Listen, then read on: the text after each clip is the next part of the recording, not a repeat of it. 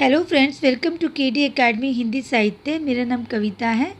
मैं MA BEd CTET और UGC एंटी नेट क्वालिफाइड हूँ। फ्रेंड्स, हम तैयारी कर रहे हैं एंटी यूजीसी नेट की हिंदी सब्जेक्ट से, और इसमें हम पढ़ रहे हैं फ्रेंड्स साहित्य शास्त्र, जिसमें हम साहित्य शास्त्र की इकाई 3, जिसमें हम काव्य हेतु को पढ़ रहे हैं। और काव्य हेतु में हम संस्कृत आचार्य को कर चुके हैं, और पश्चिम में काव्य हेतु या काव्य प्रेरणा जो है, हमें उस पर चर्चा करेंगे आज कि पश्चिम में काव्य हेतु किसको कहा गया है, क्या कहा गया है। और फ्रेंड्स, अगर अभी तक आपने चैनल को सब्सक्राइब नहीं किया है तो चैनल को सब्सक्राइब जरूर कर लीजिए और बेल आइकन को प्रेस कीजिए, जिससे आने वाले वीडियो का नोटिफिकेशन आपको मिल जाए। और लाइक कीजिए, शेयर कीजिए फ्रेंड्स। और आपका इस चैनल पर जुड़ने के लिए बहुत बहुत धन्यवाद। चलिए शुरू करते हैं फ्रेंड्स। कल हमने संस्कृत आचार्य का किया था, काव्य हेतु कंप्लीट किया था।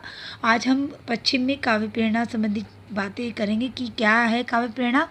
काव्य प्रेरणा को देवी प्रेरणा भी कहते हैं फ्रेंड्स। जैसे किसी को गॉड गिफ्ट होता है, इस तरह से पश्चिम में काव्य प्रेरणा पर जो विचार करने के लिए एक दीर्घ परंपरा बनाई है। पश्चिम साहित्य में जो होमर है, उन्होंने इस परंपरा का सूत्रपात किया है। किसने किया है फ्रेंड्स? होमर ने पश्चिम में सूत्रपात किया है। किसका? काव्य प्रेरणा का। इस परंपरा का जो काव्य की प्रेरणा की है। और होमर ने अपने दोनों प्रख्यात महाकाव्यों इलियड और ओडिसी, कौन से फ्रेंड्स इसके महाकाव्य हैं? होमर की इलियड और ओडिसी। नोट करें ना फ्रेंड्स, ये आ जाते हैं कि ये नाम दे देंगे या इससे पूछ लेंगे इसके कौन से महाकाव्य हैं। उसके आरंभ में उन्होंने क्या कहा? म्यूज अर्थात विद्या की देवी सरस्वती की स्तुति की है तथा उससे काव्य सृजन शक्ति की याचना भी की है। होमर को विश्वास था कि काव्य का जो मूल स्रोत है वो किसी ऐसी पारलौकिक शक्ति में है जिस पर कवि का कोई नियंत्रण नहीं है। हेसियाड ने कहा है कि जो म्यूज ने कृपापूर्वक काव्य रचना की शक्ति उसे प्रदान की है, प्राचीन यहूदी सतों के वचन और बाइबल के संकेत तथा प्रेरणा का ग्रहण एवं प्रकाशन करने वाला मनुष्य असाधारण होता है। काव्य प्रेरणा की प्रक्रिया पर प्लेटो के विचार न केवल ऐतिहासिक महत्व के हैं, बल्कि उनका तात्विक मूल्य भी कम करके नहीं आंका जा सकता। फंडूस इयान के संवादों में प्लेटो ने काव्य प्रेरणा पर बहुत कुछ कहा है। सुकरात ने इयान से कहा, जो शक्ति तुम्हें प्राप्त है वह कला नहीं है, किंतु जैसा कि मैंने अभी बताया है वह प्रेरणा है। तुम्हें एक दैवी शक्ति परिचालित कर रही है। इसने कहा है फ्रेंड्स सुकरात ने कि जो शक्ति तुम्हें चला रही है वो कोई काव्य प्रेरणा नहीं है, वह प्रेरणा नहीं है। तुम्हें वो शक्ति चला रही है, वो देवी शक्ति है। एक शक्ति है जो तुम्हें चला रही है, जिसे यूरोपिडीज ने चुंबक की संज्ञा दी है। यूरोपिडीज ने क्या दिया उसको? चुंबक की शक्ति, काव्य प्रेरणा को। किंतु जो सामान्यतः हेरेक्ली का प्रस्तर कहलाता है, यह प्रस्तर न केवल लोहे की अंगूठियों को स्वयं आकृष्ट करता है, अपितु उन्हें अन्य लोहे की अंगूठियों को आकृष्ट करने की शक्ति भी प्रदान करता है। और कभी कभी हम कई लोहे के खंडों अंगूठियों को आकर्षण के द्वारा एक श्रृंखला में संबद्ध पाते हैं। इस भांति जो म्यूज़ है, विद्या की देवी को म्यूज़ कहा गया है, सर्वप्रथम कतिपय व्यक्तियों को प्रेरित करती है और इन अनुप्रेरित व्यक्तियों से अन्य प्रेरणा प्राप्त जनों की श्रृंखला जुड़ी रहती है, जो म्यूज़ द्वारा प्रेरित जनों से निरंतर प्रेरणा प्राप्त करते रहते हैं। क्योंकि सभी उत्कृष्ट कवि, चाहे वे महाकाव्य प्रेरणा हो या मुक्तक प्रेरणा हो, अपनी सुंदर कला की रचना कला द्वारा नहीं करते, बल्कि उस प्रेरणा द्वारा करते हैं जो उन्हें प्रेरित और अभिभूत करती है। और जैसे कोरी वेस्टियन आमोद प्रमोद करने वालों के मन में नृत्य करते समय विक्षेप होता है, वैसे ही मुक्तक रचने वाले कवियों के मन में भी विक्षेप होता है। कवि मनुष्य के बारे में अनेक सुंदर बातें कहते हैं, किंतु विशद में बताया है कि उसके बारे में कला के नियमों द्वारा कथन नहीं करते, वरन वही बातें कहते हैं जिनके लिए म्यूज उन्हें प्रेरित करती है। प्लेटो ने कहा है कि कवि में दिव्य पागलपन, डिवाइन इंसैनिटी होता है। ईश्वर कवियों की चेतना को अपने वश में लिए रहता है। प्लेटो के बाद भी परंपरा उन चिंतकों की कम नहीं रही। प्रतिभावान व्यक्ति में विशेष युक्त मन स्थिति होती है, और इसने काव्य के लिए प्रेरणा को अनिवार्य माना है। और इसने क्या कहा है? काव्य के लिए प्रेरणा अनिवार्य है। इसी परंपरा में मिल्टन ने क्या कहा है? प्रेरणा में सृजनात्मक कल्पना की अग्नि होती है। प्रेरणा में क्या होती है? सृजनात्मक कल्पना की अग्नि होती है। ये किसने कहा है? मिल्टन ने कहा है। जिसे देवदूत ईश्वर के राज्य से लाकर भाग्यवान कवियों को प्रदान करते हैं। ऐसे भी विद्वान हैं जो प्रेरणा को काव्य का सर्वस्व न मानकर सृजन में कवि के चेतन प्रयास की ही सत्ता महत्ता मानते हैं। लेकिन वे विचारक भी प्रेरणा को अस्वीकार करने का साहस नहीं रखते। वर्जिल, दांते, टैसो, मिल्टन, ये सारे जो महान सर्जक है, सृजन के हैं, किसी न किसी भाग में दैवी शक्ति का आह्वान करते हैं। इनके अनुसार मतलब कोई एक देवी शक्ति है जो कवि को चलाती है कर्म करने के लिए, काव्य बनाने के लिए। दिलचस्प तथ्य यही है कि ईसाई धर्म के प्रचारोपरांत भी यूनानी देवी देवताओं की जो आदर पूजा का भाव कम नहीं हुआ। उदाहरण के लिए जैसे दांते ने अपोलो देवता का स्तवन किया और कट्टर ईसाई होने पर भी मिल्टन यूरेनिया ने से शक्ति याचना करते मिला। आधुनिक काल में काव्य प्रेरणा से संबंधित धारणा में थोड़े बहुत परिवर्तन हुए। शेक्सपियर अनेक स्थलों पर कवि प्रेरणा से उद्भूत सृजनात्मकता की बात करते हैं। ड्राइडन ने तो स्पष्ट कहा है कि शक्तिशाली प्रेरणा के बिना काव्य सृजन संभव ही नहीं है। ड्राइडन ने क्या कहा है कि शक्तिशाली प्रेरणा के बिना काव्य सृजन संभव ही नहीं है। जब तक किसी को प्रेरणा नहीं मिलेगी किसी काम को करने की, तब तक वो काम नहीं कर पाएगा। स्वतंत्रतावादी युग में ब्लैक का काव्य सृजन काव्य प्रेरणा, विशेषकर देवी प्रेरणा का पर्याय रहा है। कॉलरिज, वर्ड्सवर्थ, शैली सभी न केवल काव्य प्रेरणा की चर्चा करते हैं बल्कि काव्य प्रेरणा पर गंभीरता से विचार भी करते हैं। इतना ही नहीं, रैम्पो से मलामे तक ऐसा कौन प्रतीकवादी कवि है जो देवी प्रेरणा से आक्रांत नहीं है? बादलेयर, वर्लेन, वेलरी, रिल्के, येट्स सभी देवी प्रेरणा की पुकार मचाते हैं और कहते हैं कि प्रेरणा का क्षण छोटा पर तीव्र और भीतर तक प्रकाश पैदा करने वाला होता है।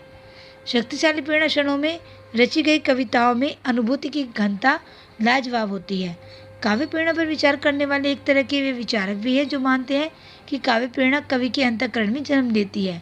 शैली ने कहा, कविता तर्क की भांति कोई शक्ति नहीं है जिसका व्यवहार इच्छापूर्वक किया जा सके। कोई आदमी नहीं कह सकता कि मैं कविता करूँगा, बड़ा से बड़ा कवि भी नहीं कह सकता, क्योंकि सृजनशील मन बुझते हुए अंगारे की भांति होता है जिसे कोई अदृश्य हवा अस्थिर झोंके के समान जागृत कर क्षण भर के प्रज्वलित कर देती है। यह शक्ति आंतरिक भी होती है, जो पुष्प के उस रंग की भांति होती है जो जिस प्रकार खिलता है वैसे ही परिवर्तित होता है और मुरझा भी जाता है। शैली की बात सौंदर्य शास्त्री कोचे ने अंतःकरण में आविर्भूत प्रेरणा को सहजानुभूति के सिद्धांत में प्रस्तुत किया। किसने किया सहजानुभूति के सिद्धांत को प्रस्तुत? शैली ने। सौंदर्य शास्त्री क्रोचे ने अंतःकरण में आविर्भूत प्रेरणा को, क्रोचे ने जो है सहजानुभूति का सिद्धांत दिया है, वो अंतःकरण में अभिभूत प्रेरणा को सहजानुभूति के सिद्धांत से प्रस्तुत किया। Okay friends, Adler Allan Poe ने प्रेरणा के क्षणिक स्वरूप और विलय की बात उठाई है। उनका मत है कि सृजनशील काव्य प्रेरणा अल्पजीवी होती है, अतः विशालकाय काव्य कृतियों में उसका तीव्र सघन उत्कर्ष प्रकट नहीं हो पाता। इस प्रकार काव्य प्रेरणा सिद्धांत को मानने वाले कुछ विचारकों ने मुक्तक या प्रगीतों को प्रबंध काव्य से ज़्यादा उत्कृष्ट काव्य माना है। Professor C.M. बावरा ने माना है कि काव्य प्रेरणा किसी भाव, घटना, भावना, स्मृति के साथ उत्पन्न होती है, जिससे रचनाकार की अंत मानसिकता ही नहीं पूरा व्यक्तित्व आंदोलन होता है। यहाँ देवी उन्माद, डिवाइन मैडनेस है।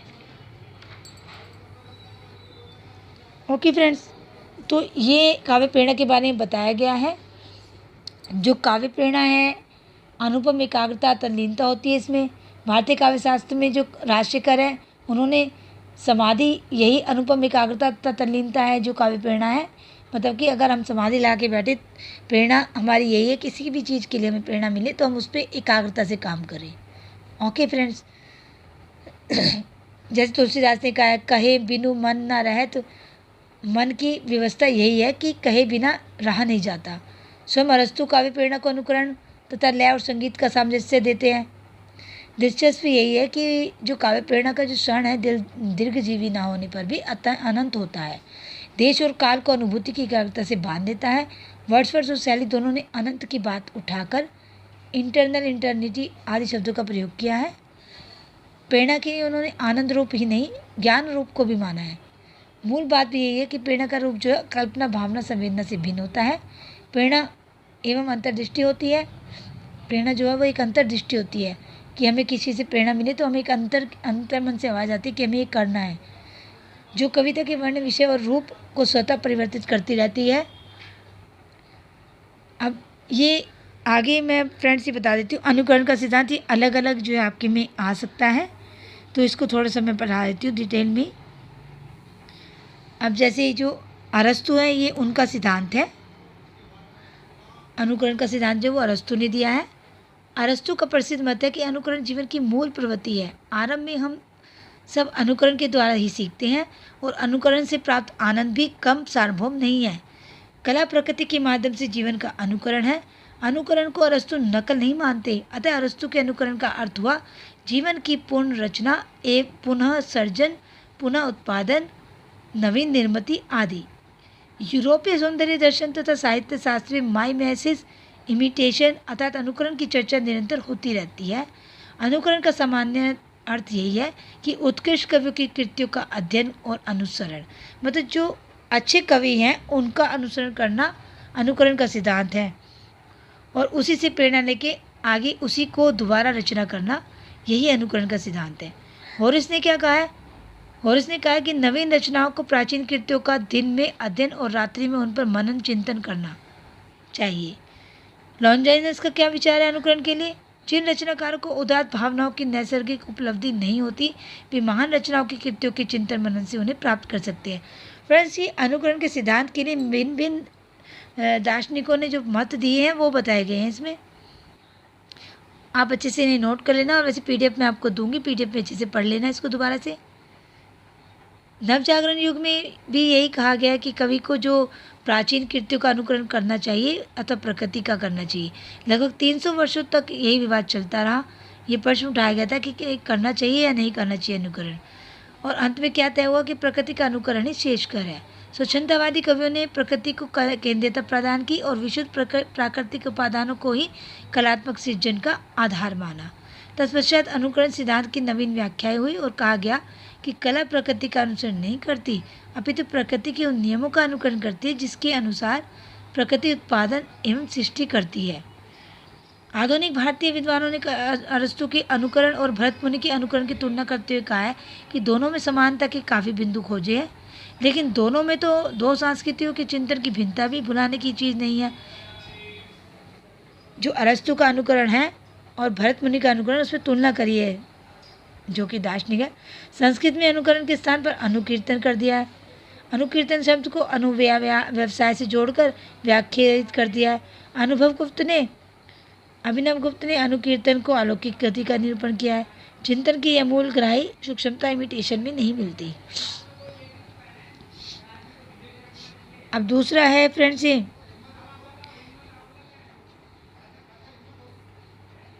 जो अनुकरण का सिद्धांत है, ये प्रतिभास सिद्धांत है, इसको भी देख लेते हैं।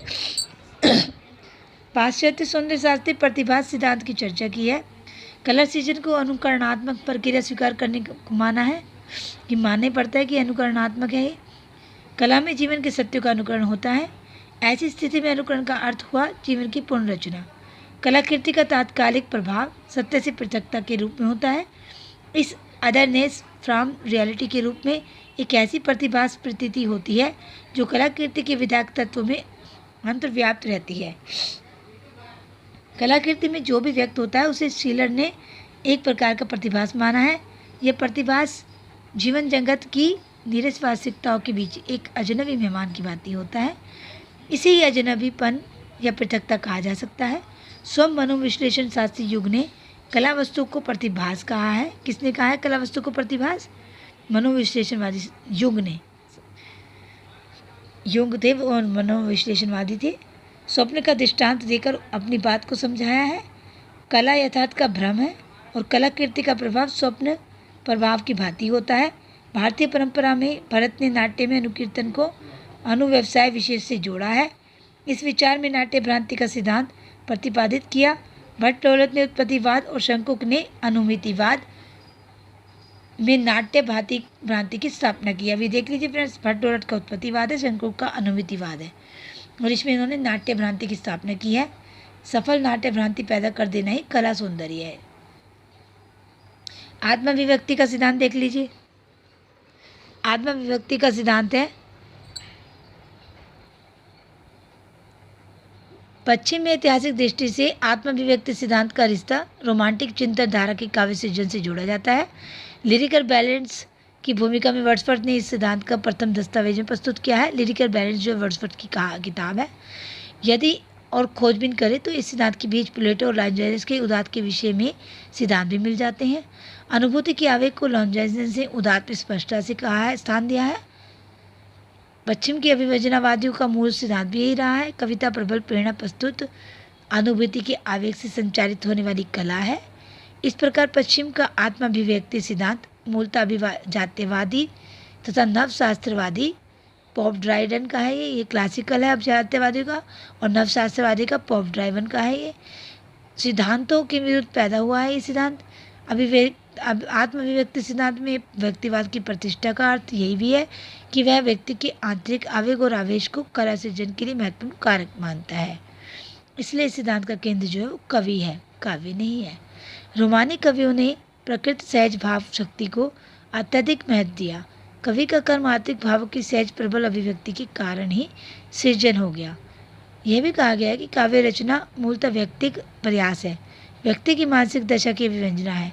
इस प्रकार सृजन आत्म-साक्षात्कार के क्षणों की अनिवार्य प्रक्रिया है। ऐसी प्रक्रिया जिसमें अनुभूति या राग तत्व पर बल अधिक है। ओके फ्रेंड्स, पूरा आप इसको वैसे पढ़ लेना पीडीएफ में, मैंने मेन बता दिया इसमें। अब इच्छा पूर्ति का सिद्धांत देख लीजिए। जो इस सिद्धांत में जो है ये किसका है, इसके प्रवर्तक कौन है इच्छा पूर्ति के सिद्धांत के? सिगमंड फ्रायड है।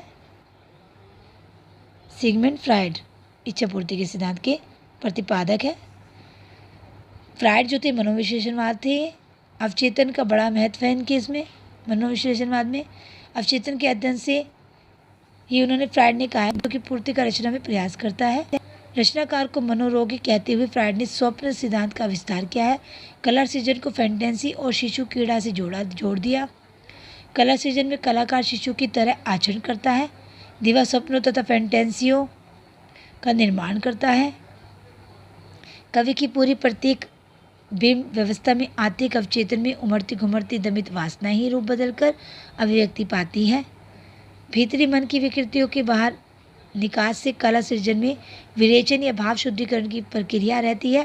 फैंटेसी स्वयं विश्रांति का स्थल है, जहाँ जीवन की भयंकर तनावों, दुखों, अपूर्णताओं से घबराकर हम विश्राम जन्य शक्ति का शांति का अनुभव करते हैं। दुखते कसरते अनुभव के घाव से भरा रक्त बह जाता है और थोड़ी देर में हमें दर्द से निजात मिल जाती है। मतलब ये फ्रेंड्स, जब हम इच्छा पूर्ति करते हैं तो हम ऐसी कल्पना करते हैं कई बार कि उससे हम अपने सारे दुख निकाल देते हैं, तनाव मुक्त हो जाते हैं। जब हम ऐसे किसी कवि को पढ़ते हैं और हमारी आंखों से भी आंसू निकल जाते हैं, तो इससे हम अपने सारे दुखों को भूल जाते हैं। संपत्ति के अभाव में हम काल्पनिक सुखलोक का निर्माण कर लेते हैं, लेकिन वहाँ स्थायी निवास नहीं कर सकती। इससे पुनः जीवन जगत की कठोर वास्तविकताओं में लौटते हैं। इस प्रकार जो कला सृजन यथार्थ से दिवा स्वप्न और दिवा स्वप्न से पुनः यथार्थ की ओर अंतर यात्रा है। इसलिए फैंटेसी गहरे अनुभव से नहीं, जटिल दुरूह संश्लिष्ट अनुभव से निर्मित होती है। हिंदी में कामायनी और गजानन माधव मुक्ति की कविता अंधेरे में इस कला दृष्टि से देखा गया है इसको। कामायनी भी जो है वो भी फ्रायड ये मानते हैं कि जो कामायनी है, कॉलेज की फैंटेसी, कुबला खां हो या प्रसाद की फैंटेसी हो, कामायनी, ये सब एक तरह से फैंटेसी इच्छा पूर्ति शक्ति है। ओके फ्रेंड्स, अब अधिकार भावना का सिद्धांत देख लीजिए। फ्रायड ने यौन भावना को जीवन की केंद्रित प्रेरणा शक्ति माना है, लेकिन मनोविश्लेषणवादी एडलर ने अधिकार भावना को, फ्रायड ने तो क्या माना है कि यौन भावना को जीवन की केंद्रित प्रेरणा शक्ति माना है, लेकिन एडलर ने ये भी मनोविश्लेषणवादी थे। आप फ्रेंड्स ये भी नोट कर लेना कि कौन कौन से कवि जो है, पाश्चात्य हो या संस्कृत हो या हिंदी की हो, कि कौन कौन से कवि जो है वो फैंटेसी के हैं, मतलब कि कल्पना के हैं, और कौन से मतलब मनोविश्लेषणवादी है और कौन से अधिकार भावना के। तो एडलर ने जो अधिकार भावना पर माना है मनोविश्लेषणवादी है, लेकिन ये एडलर के मत से जो मानव को 3 क्षेत्रों में समायोजन करना पड़ता है, समाज, कार्य और प्रेम। ओके फ्रेंड्स, तो समायोजन इन्हीं सब चीज़ों में करना पड़ता है हमें। समाज में रह के हमें काम करना पड़ता है, शिशु असहाय रूप में जन्म लेता है, उसे दूसरों पर निर्भर रहना पड़ता है। इस तरह हर कदम पर असहाय बोध दृढ़ होता है। असहायता या हीनता के 3 क्षेत्र होते हैं। एक विषम परिस्थितियाँ होती हैं। तो इस तरह से फ्रेंड बताया गया कि जो ये कार्य, प्रेम और ये समाज, मतलब सबसे पहले जो शिशु होता है वो दूसरों पर डिपेंड होता है, फिर अनुचित व्यवहार होता है उसका, फिर आंगिक हीनता होती है। इन तीनों क्षेत्रों में से किसी एक क्षेत्र की भी असहायता उसमें कुंठा को जन्म दे देती है। वह मनस्ताप का शिकार हो जाता है। अतः मनस्ताप के निदान के लिए चिकित्सक को बचपन का इतिहास जानना जरूरी हो जाता है। असहायता की भावना की प्रतिक्रिया 3 रूपों में व्यक्त होती है: सफल क्षतिपूर्ति, पराजय के बाद आत्मकेंद्रित हो जाना या कर्म से पलायन करना। तीसरा, अति क्षतिपूर्ति या समझौता परस्ती की प्रवृत्ति का बढ़ना, किसी एक दिशा में ऊर्जा का प्रवाह अवरुद्ध होकर दूसरी दिशा में उत्कृष्ट कर्म का साधन होना।